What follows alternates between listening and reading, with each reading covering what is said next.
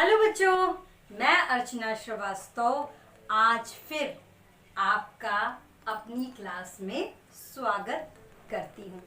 बच्चों, जैसा कि आप जान रहे हो, अभी हमारा क्लास 10th का चैप्टर नंबर 2 ही चल रहा है, जिसका नाम है आय, व्यय और बचत। हमने आय पढ़ लिया, व्यय पढ़ लिया, बचत पढ़ लिया। अब हमें पढ़ना है बचत विनियोग क्या है और बचत विनियोग के साधन क्या हैं।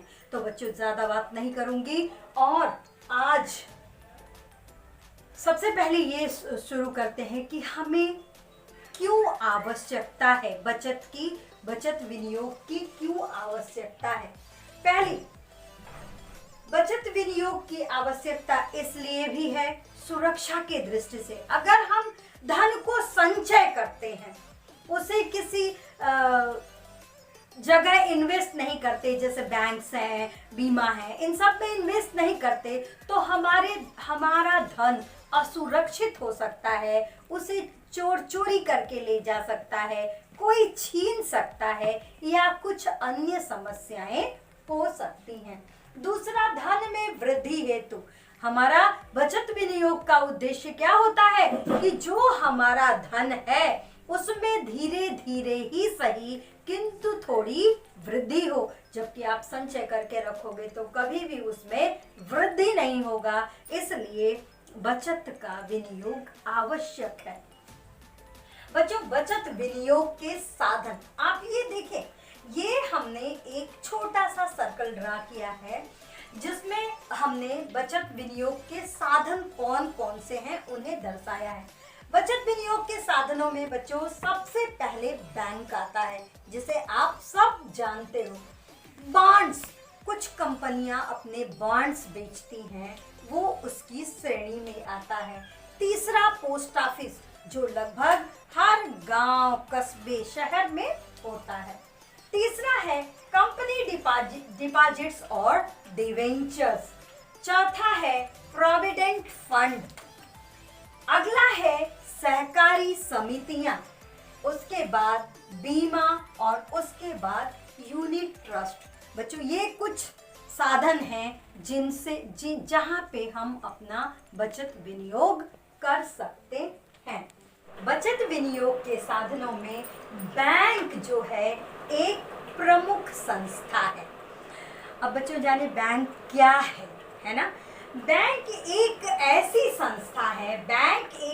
संस्था है जो व्यक्ति के अर्थ संबंधी कार्य को संपन्न करता है। यानी एक ऐसा इंस्टीट्यूशन है, एक ऐसी संस्था है जो हमारे और आपके धन संबंधी कार्यों को संपन्न करता है। बैंक शब्द की उत्पत्ति इटालियन शब्द के बैंको से हुई है, जिसका अर्थ है बेंचों पर बैठकर मुद्रा को बदलना।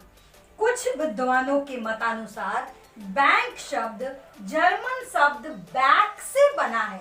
बच्चों, ये इंग्लिश शब्द नहीं बैक है, बल्कि जर्मन शब्द बैक है, बैक से बना है, जिसका अर्थ होता है संयुक्त कोष का निर्माण। जिसका क्या अर्थ होता है? संयुक्त कोष का निर्माण। बाद में इसी शब्द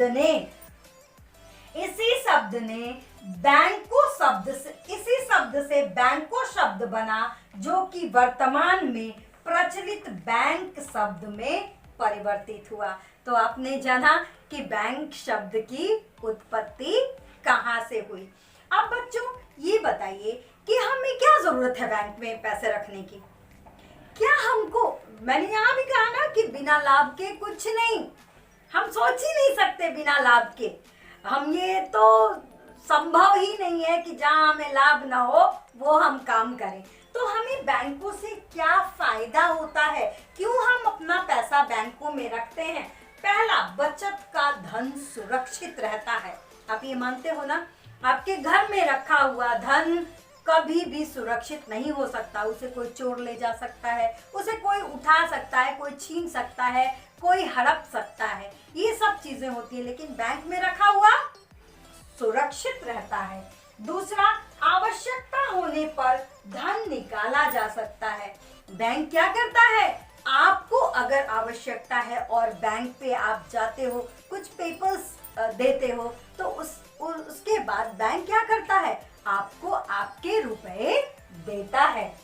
अगला क्या है, बचत खाते में जमा धनराशि पे ब्याज मिलता है। अगर आपने सेविंग अकाउंट्स खोला हुआ है तो जो पैसा आपने उसमें रख छोड़ा है उस पर आपको ब्याज मिलता है। अलग अलग तरह के खाते होते हैं जो आगे के चैप्टर में हम बताएंगे, तो उनमें किस तरह से ब्याज मिलता है ये हम आगे बात करेंगे। तो बैंक जो खाते खुलवाता है उस पे कुछ मात्रा में ब्याज भी देता है। अब बैंकों का काम क्या है, वो क्या क्या काम करते हैं? तो बच्चों सबसे पहला नंबर काम क्या है, वो आपका खाता खोलते हैं।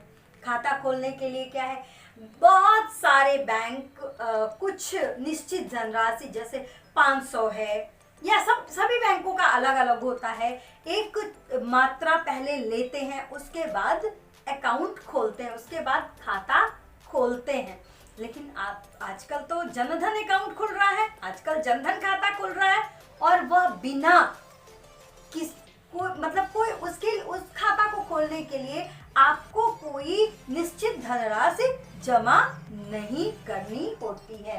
दूसरा काम क्या करते हैं, निश्चित जमा धनराशि की मांग होने पर चेक, ड्राफ्ट आदि के माध्यम से पैसा वापस करते हैं। जैसे मान लो आपने जमा किया है कुछ पैसे अपने अकाउंट में और अचानक से आपको कोई परेशानी आ गई, या फिर आपको कुछ करना है भविष्य के लिए, या फिर आपकी किसी भी तरह की कोई ज़रूरत है, तो आपको पैसा निकालना है। ऐसी दशा में बैंक विभिन्न माध्यमों से, आजकल तो कार्ड से भी पैसे निकलते हैं ना, एटीएम कार्ड से, डेबिट कार्ड से और चेकबुक से भी पैसे निकलते हैं। तो विभिन्न माध्यमों से आपको आपके पैसे निकालने की सुविधा देता है। और अगला कार्य है जनता का धन विभिन्न योजनाओं के माध्यम से जमा करना। यानी जो हम पैसा बैंक में जमा करते हैं, है ना, उनको विभिन्न योजनाओं के माध्यम से वो जमा करते हैं। वो तरह तरह की स्कीम्स होती हैं, उसके थ्रू वो जमा करते हैं। अगला बैंक आपने सुना होगा ना कि किसी ने होम लोन लिया है, किसी ने कार लोन लिया है, किसी ने ऑटो लोन लिया है। इस तरह के बहुत सारे ऋण, विभिन्न प्रकार के ऋण उपलब्ध कराना भी बैंक का काम है। खेती के लिए भी ऋण उपलब्ध होता है, बहुत तरह के ऋण बैंक उपलब्ध कराता है। व्यवसाय के लिए भी ऋण मिलता है, तो विभिन्न प्रकार के ऋण उपलब्ध कराना बैंक का काम है। अगला है बिना जोखिम के धन एक स्थान से दूसरे स्थान पर स्थानांतरित करना। बच्चों देखो, आप अगर मान लो 10,000 रुपया भी अपने पास रख के कहीं दूर ले जाते हो, तो आपको डर है ना कि वो कहीं ना कहीं इधर उधर हो सकता है। लेकिन जब वो बैंक के द्वारा स्थानांतरित होगा, चाहे वो चेक के माध्यम से हो या नेफ्ट के माध्यम से हो, तो उसमें इस तरह का कोई भी रिस्क नहीं होगा। तो क्या करता है बैंक, क्या करता है, आपके धन को सुरक्षित रूप से एक स्थान से दूसरे स्थान पे स्थानांतरित भी कर सकता है। अब देखो कैसे सवाल ये उठता है कि बैंक अगर इतना प्रॉफिटेबल है, बैंक में इतनी सारी फायदे हैं, तो हम उन फायदों को कैसे ले सकते हैं? तो सबसे पहला जवाब है कि हमको वहां खाता खुलवाना पड़ता है। खाता खुलाने के लिए पहले भी मैं आपको बता चुकी हूँ कि कुछ एक निश्चित अमाउंट लगता है, वो निश्चित अमाउंट ले जाइए, एक फॉर्म भरना पड़ता है, उसमें सारी डिटेल्स भरनी पड़ती है। उसके बाद क्या होता है, आपका बैंक खाता खोलता है। आपको एक अकाउंट नंबर, कुछ डिजिट्स की संख्या होती है जिसे आपका अकाउंट नंबर कहा जाता है, वो आपको बैंक देता है।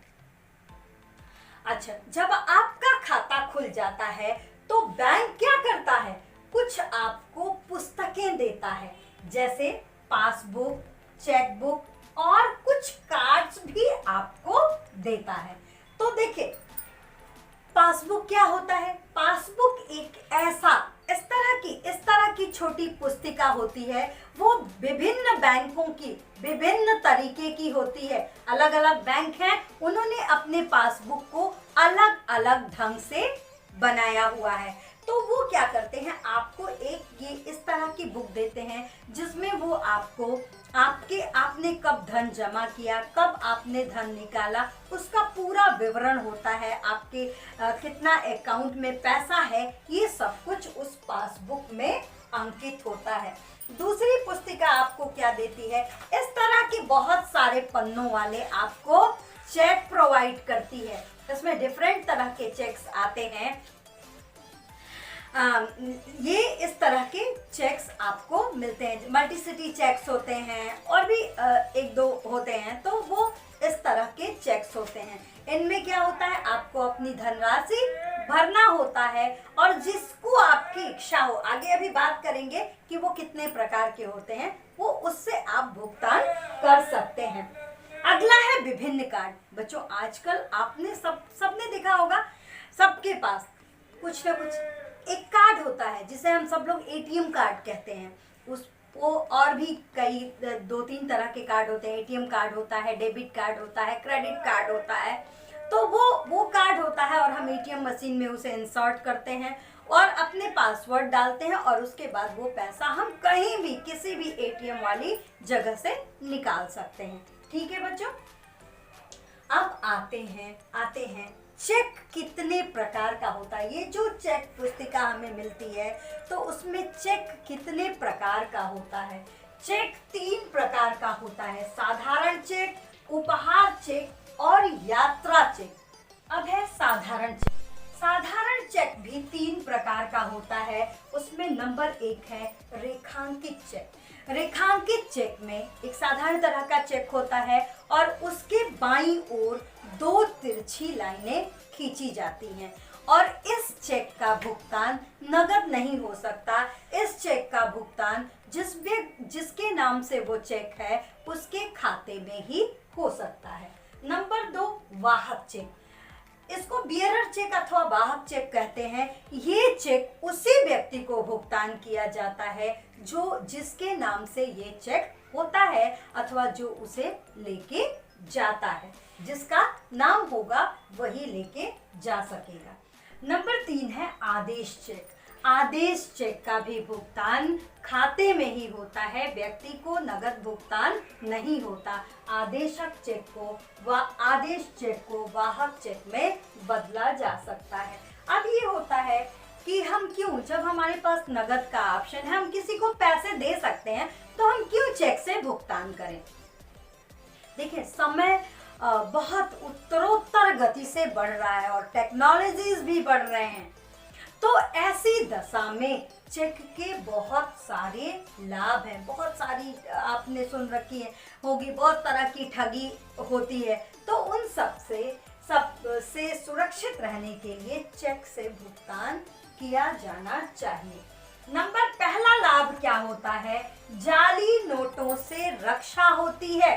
जाली नोटों का मतलब समझते हैं ना, जो नोट भारत सरकार नहीं छापती बल्कि अन्य लोग हूबहू वैसे ही नोट छापकर मार्केट में ला देते हैं, लेकिन एक्चुअल में वो नोट असली नहीं होते, उन्हें जाली नोट कहते हैं। तो जाली नोटों से रक्षा होती है। जब आप नगद लेन देन कर ही नहीं रहे हैं तो आपके जाली नोट पाने अथवा देने की संभावना ही नष्ट हो जाती है। अगला है ज्यादा मात्रा में नगद धन रखने के खतरों से बचा जा सकता है। बच्चों एक फायदा और मिलता है, अगर मान लीजिए हमें 50,000 रुपए किसी को देने हैं तो हम उनको 50,000 रुपए नगद देने के बजाय हम अपना एक चेक काटे उनको दे दिए, ना उनको रिस्क ना हमको रिस्क। हमारा धन क्या है कि वो अगर हम 50,000 रुपए रख के जा रहे हैं तो हमको ये हमेशा डर बना हुआ है कि हमने इतना पैसा रखा हुआ है, तो वो उस चीज की संभावना भी खत्म हो जाती है। अगला है भुगतान का आधिकारिक ब्यौरा मिलता है। देखिए बच्चों, बैंक जब चेक से भुगतान करता है तो वो सब कुछ कुछ इन रिटर्न हो जाता है। तो आधिकारिक ब्यौरा मिलता है कि किसको भुगतान हुआ है, किसने भुगतान किया है, किस चेक नंबर से भुगतान हुआ है, ये सब कुछ एकदम क्लियर हो जाता है।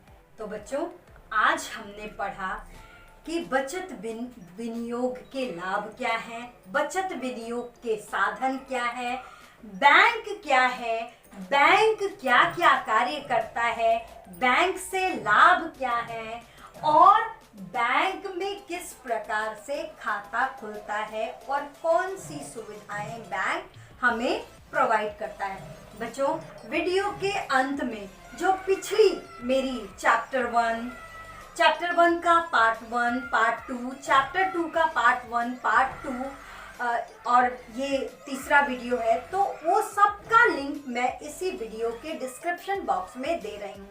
और हमेशा की तरह इस चार्ट की फोटो आपके इस वीडियो के अंत में होगी। बच्चों, अब फिर से एक बार कह रही हूँ कि अगर कहीं भी आपको कोई इस वीडियो में इम्प्रूवमेंट चाहिए, या आपको कहीं से कोई कमी दिखता है, या फिर आपको कोई उलझन होती है, कोई चीज़ नहीं समझ में आती है, तो प्लीज़ कमेंट बॉक्स में पूछें। और इसी के साथ ही मैं विदा लेती हूँ। स्वस्थ रहिए, सुरक्षित रहिए, घर पर रहिए।